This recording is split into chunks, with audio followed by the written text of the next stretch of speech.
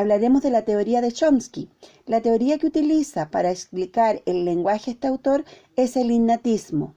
Él afirma que todos los seres humanos tenemos unas capacidades innatas que nos permiten desarrollar el lenguaje. Con esta teoría explica lo que él llama los componentes lingüísticos universales. Él dice que aunque tengamos unas capacidades innatas, hay un periodo crítico para el lenguaje que va desde el nacimiento hasta la pubertad. Él dice que es necesario diferenciar entre, número 1, adquisición del lenguaje. En esta etapa evolutiva es espontánea. La lengua materna se asimila con gran rapidez y con un estímulo mínimo y sistemático del mundo externo.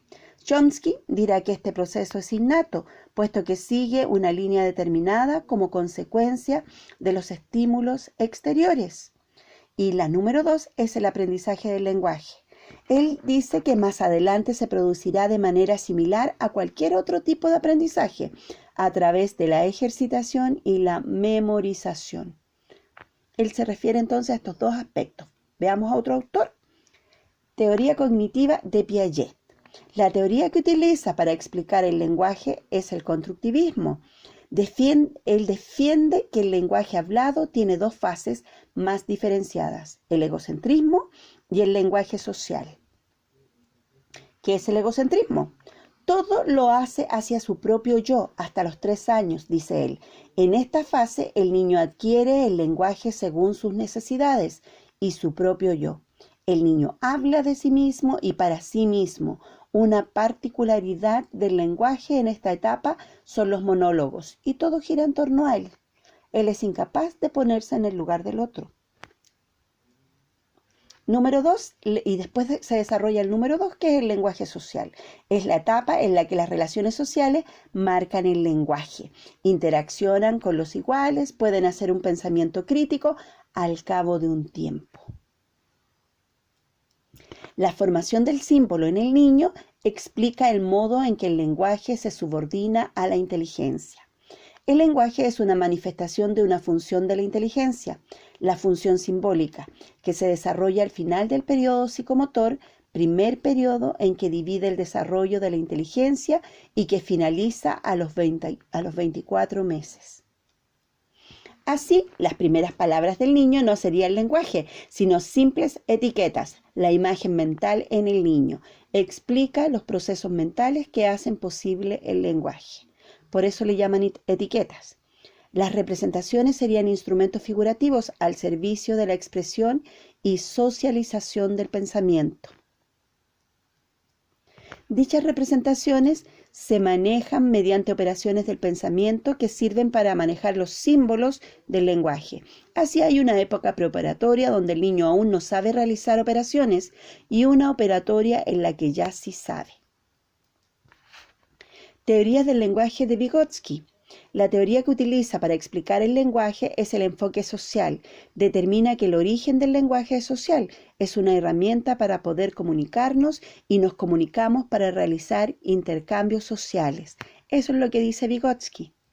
Desde este enfoque social también se plantea que el lenguaje es la base del pensamiento.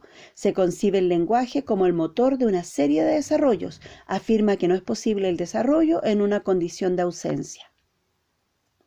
Además, matiza diciendo que el lenguaje y pensamiento tienen orígenes distintos y a lo largo del desarrollo se produce una creciente interconexión funcional, por la que el pensamiento se hace verbal y el habla racional, reguladora y planificadora de la acción. Aunque el lenguaje tenga que ver con la mente, el pensamiento no se reduce al lenguaje. Eso dice este autor. Teoría del lenguaje de Luria. ¿Qué dice este autor del lenguaje? La teoría que utiliza Luria para explicar el lenguaje es el neurolingüismo. Estudió entonces la inteligencia, el funcionamiento del cerebro. Eso es el neurolingüismo. Avanza en los postulados de Vygotsky. Dice que el lenguaje es el regulador del pensamiento. Gracias al lenguaje nosotros podemos coordinar, establecer y facilitar otras formas de comportamiento. Para Luria, el lenguaje tiene una importancia decisiva en la creación de una dimensión psicológica del individuo social. Sin un lenguaje, la psicología individual se establece sobre una relación con el mundo de cosas visibles de experiencia directa. Para él, la alfabetización juega un papel transformador en la psicología del individuo, ya que ésta se ve reforzada y ampliada por la estructuración del conocimiento, la inquietud personal, el enriquecimiento de la capacidad de abstracción, etc.